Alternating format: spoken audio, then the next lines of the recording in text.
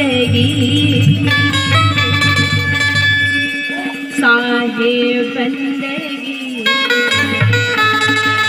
साहेब बंदगी साहेब बंदगी साहेब बंदगी साहेब बंदगी साहेब बंदगी साहेब बंदगी साहेब बंदगी साहेब बंदगी साहेब बंदगी साहेब बंदगी साहेब बंदगी साहेब बंदगी साहेब बंदगी साहेब बंदगी मुड़ी नवाले गुरु चरण नमा मुड़ी नवाले गुरु चरण नमा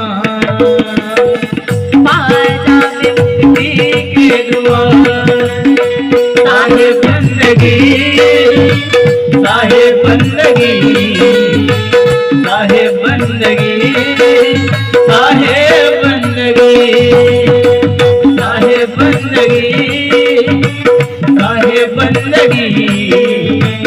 साहेब बंदगी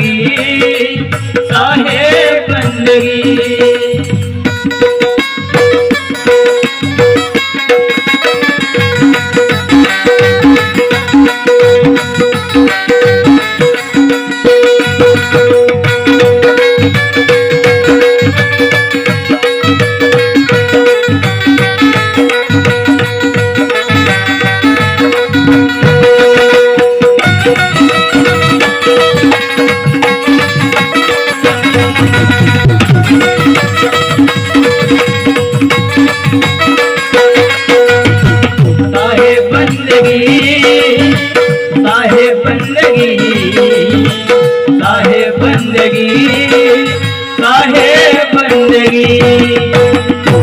तो जो ज्ञान की जो सत्य की बात है ना, ये सभी के समझ में जल्दी नहीं आती है।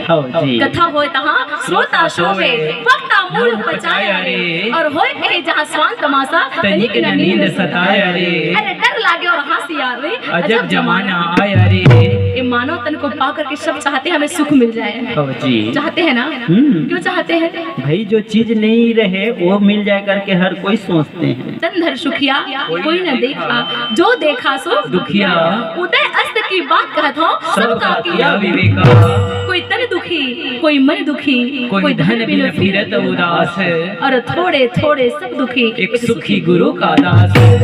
ये जो मानव तन है, ये मानव तन को पा करके सब आदमी दुखी है। और मानव को अगर सुख पाना है तो क्या करना चाहिए? मानव तन धर क्या है, सुख पाने बढ़िया धन दौलत पुत्र परिवार खेत खार समेटना चाहिए, सकेलना चाहिए। और आज दुनिया वाले ऐसे तो कर रहे हैं। संसार तो इसी में भूले हैं भैया। सब मोटर कार पुत्र परिवार खेत खार इतना ध्यान दे रहे हैं, सत्संग भजन सेवा सत्कार को भूले जा रहे हैं। तुलसी इस संसार में 5 रत्न है सारे, साधु मिलन हरि भजन दया दीन उपकार। अगर मानव तन पा करके आदमी को सुख पाना है, मानव को सुख पाना है तो सत्संग करना चाहिए। क्योंकि जितना सुख है ना, इस सत्संग में समाये हुए हैं। करिए नित सत्संग को बाधा सकल मिटाए। अरे ऐसा अवसर ना मिले दुर्लभ न तन पाए। इस सत्संग में इतना सुख है कि सत्संग के सुख के सामने में जो स्वर्ग का सुख है ना, वो फीका पड़ जाते हैं। ये बात रामायण गोस्वामी तुलसीदास जी लिखते हैं।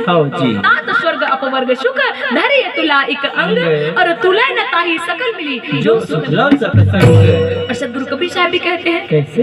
राम बुलावा भेजिया दिया कबीरा रोए, और जो सुख साधु संग में सो वैकुंठ नहीं होए। वैकुंठ में भी इतना सुख नहीं है, इतना आनंद नहीं है भैया।